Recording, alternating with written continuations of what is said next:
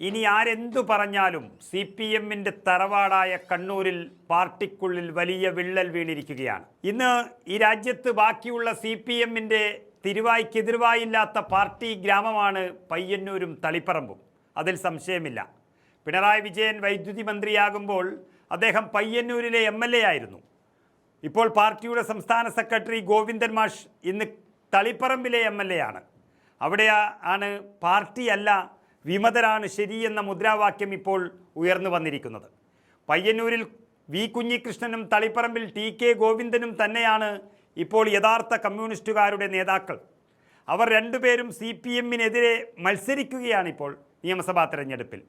അങ്ങനെ എതിർചേരിക്ക് ശക്തി പകരാൻ EP ജയരാജനും P ജയരാജനുമൊക്കെ രഹസ്യമായി അണിയറയിലുണ്ട് എന്നതും പിണറായി വിജയൻ്റെ തകർച്ച പ്രവചിക്കുന്ന ഒന്നായി മാറിയിരിക്കുന്നു.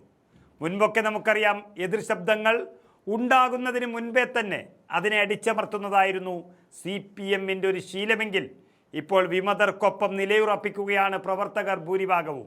ഇതിനപ്പുറം എന്ത് തിരിച്ചടിയാണ് CPMന് കണ്ണൂരിൽ ലഭിക്കാനുള്ളത്? അങ്ങനെ പാർട്ടി കോട്ടയായ കണ്ണൂരിലെ കലാപത്തിൽ പൂർണ്ണമായും വെട്ടിലായിരിക്കുന്ന CPM ഈ രാജ്യത്തെ CPMനെ നിയന്ത്രിക്കുന്ന കണ്ണൂർ പാർട്ടിക്ക് തന്നെ ഗുരുതര പ്രതിസന്ധിയാണ് വന്നിരിക്കുന്നത്. തീക്കട്ടയിൽ വരെ ഉറുമ്പരിച്ചിരിക്കുന്ന ഏറ്റവും ഗൗരവമേറിയ സംഭവമാണ് കണ്ണൂരിൽ നടന്നുകൊണ്ടിരിക്കുന്നത്. TK ഗോവിന്ദൻ്റെ തുറന്നു പറച്ചിലോടെ പ്രതിസന്ധിയിലായ CPM നേതൃത്വം ഒരക്ഷരം ഇതുവരെ മിണ്ടിയിട്ടില്ല.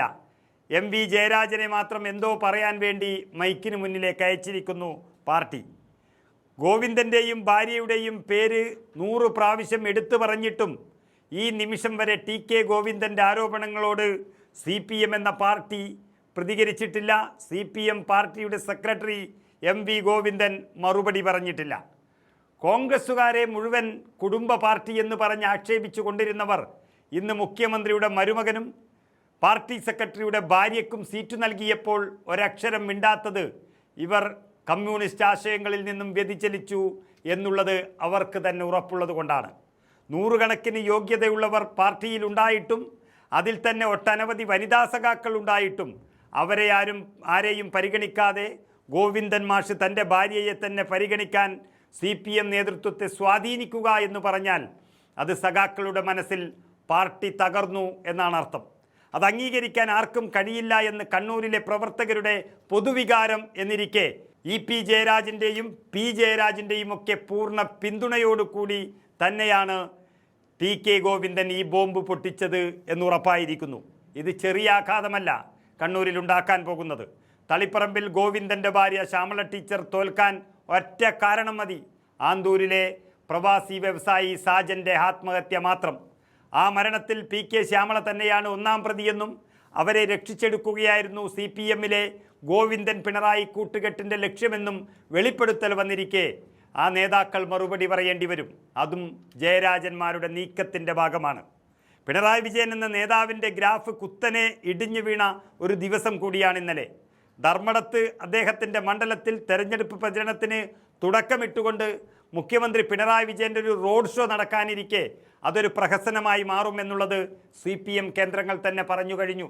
കാരണം 10 കൊല്ലം ഈ നാട് ഭരിച്ചു കഴിയുമ്പോഴേക്കും ആ പാർട്ടി തന്നെ ഇല്ലാതാക്കിയിട്ട് കട്ടുമുടിച്ചു എന്ന പേരും സമ്പാദിച്ച് ഇപ്പോൾ റോഡ് ഷോ നടത്താൻ നാണമില്ലേ എന്നുള്ളൊരു ചോദ്യം ഉയരുകയാണ് കണ്ണൂരിൽ.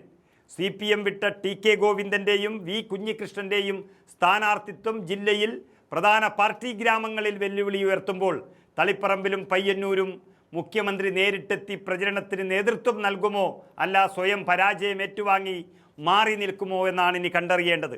കാരണം പിണറായി വിജയൻ്റെ മുഖം മൂടി വലിച്ചു കീറാൻ ആവശ്യപ്പെട്ടിരിക്കുന്നത് പ്രമുഖ നേതാക്കന്മാർ തന്നെയാണ് എന്നിരിക്കെ മുഖ്യമന്ത്രിക്ക് ഇനിയുള്ള ദിവസങ്ങൾ കഠിനം തന്നെയായിരിക്കും.